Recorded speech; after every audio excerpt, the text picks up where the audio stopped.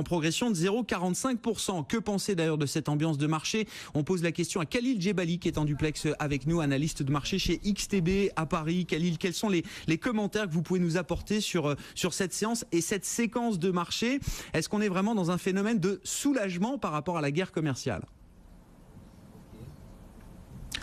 Bonjour Grégoire, alors oui on peut le dire, il y a un soulagement dans le sens où effectivement les taxes douanières publiées de part et d'autre par la Chine comme par les États-Unis sont des versions assez édulcorées de ce qui était prévu initialement. L'autre point, c'est que c'était aussi un élément, l'escalade de tension était plus ou moins déjà pricée dans les cours. Maintenant, il y a une inquiétude qui demeure, c'est celle des perspectives de croissance évidemment à l'échelle mondiale.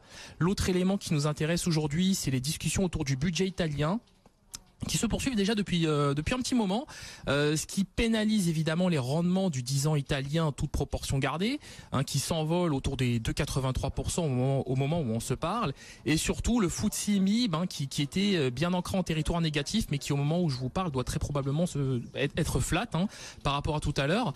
Alors l'ensemble de ces éléments malgré l'ensemble de ces éléments, on reste positif sur les indices européens. On estime typiquement que le DAX 30 est susceptible de retrouver et même de s'affranchir du niveau des 12 200 points. Du côté du CAC 40, on estime que le niveau des 5 400 points est parfaitement envisageable.